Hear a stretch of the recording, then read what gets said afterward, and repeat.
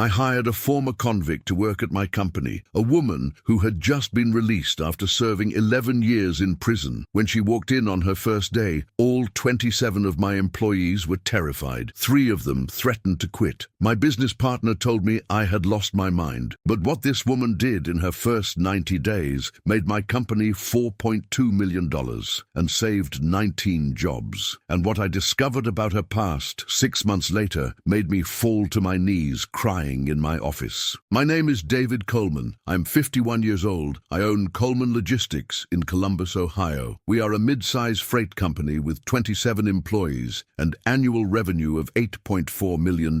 I started this company with my wife Sarah in 2007. Sarah passed away from cancer in 2019. Running the business alone has been the hardest thing I have ever done. For 2 years we have been struggling financially. In March of 2024, I received a phone call from my old high school friend, Pastor Jerome Williams. He runs a prison ministry program for women in Marysville Correctional. He asked me for a favor. He said there was a woman being released who needed a job. Her name was Rebecca Hayes. She had served 11 years. She had no family waiting for her. No one else would hire her. Pastor Jerome told me she had completed 3 degrees in prison: accounting, business administration, and logistics management. Straight A student. He said she was the smartest woman he had ever met. I was skeptical. I asked what she had been in prison for. He paused for a long time, then he said, "David, that is her story to tell you when she is ready. All I can tell you is she deserves this chance." I agreed to interview her. Monday morning, April 8th, 9 a.m. When Rebecca walked into my office, she was not what I expected. 42 years old, tall, silver hair pulled back in a tight bun, intelligent gray eyes. She wore a simple black blazer from a thrift store. She looked like she had not slept in days, but when she shook my hand, her grip was firm and confident. Her interview lasted 3 hours. She answered every logistics question I threw at her flawlessly. She identified inefficiencies in my supply chain just from looking at our publicly available reports. She suggested a restructuring plan that could save us $600,000 a year. I was stunned. I offered her a job on the spot as assistant operations manager. She started the next morning. Tuesday, April 9th, Rebecca's first day. When I brought her to the main office floor, something strange happened. My 27 employees fell silent. One of my senior managers, Greg Fletcher, pulled me aside immediately. Greg had been with me 14 years. He said, "David, I just Googled her. Everyone here has Googled her. Do you have any idea who you just brought into this building?" I told Greg I knew she was a former convict. I did not know the details. Greg pulled out his phone. He showed me news articles from 2013. I read the headlines. I felt my stomach drop. Rebecca Hayes had been convicted of a serious financial crime involving $11 million.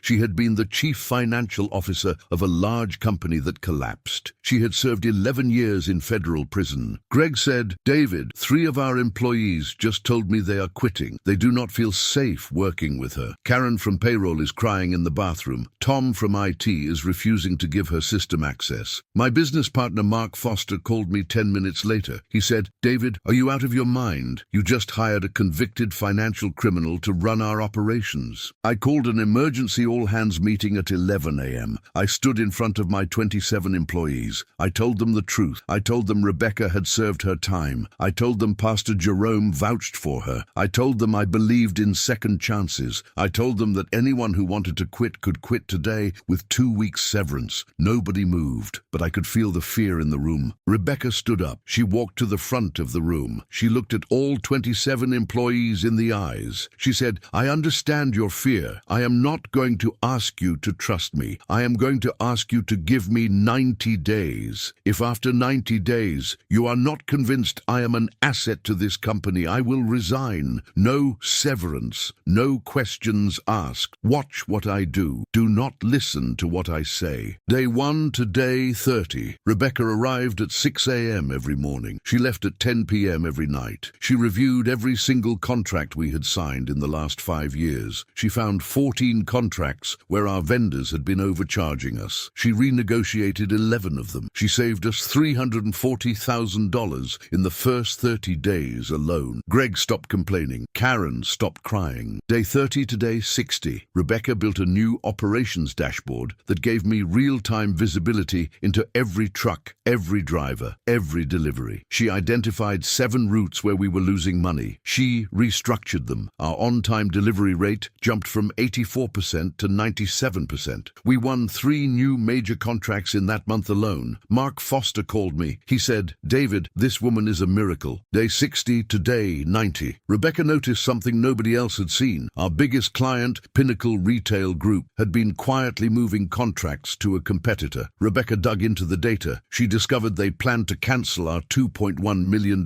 contract in 6 weeks. If that happened, we would have to lay off 19 employees. Rebecca asked for a meeting with Pinnacle's CEO. I asked Rebecca how she was planning to save the contract. She said, "Trust me, David, just let me handle it." She flew to Pinnacle's headquarters in Chicago alone. She came back 2 days later. She walked into my office. She placed a new contract on my desk. $4.2 million, triple what we had before. 5-year exclusive deal. No 19 employees were laid off. The entire company erupted in cheers. That night, I took Rebecca to dinner to celebrate. I asked her how she had convinced Pinnacle's CEO. She just smiled and said, "I told him the truth about who I was and who I used to be." 6 months later, I finally learned Rebecca's real story. What she had done 11 years ago, why she had gone to prison, and who she had been protecting. Rebecca had not been the criminal. She had taken the blame for someone else, someone who was about to destroy everything she loved. The truth about why Rebecca Hayes spent 11 years in a federal prison cell is something I have never told anyone until now. Comment part 2 below, and I will tell you the rest of her story tomorrow.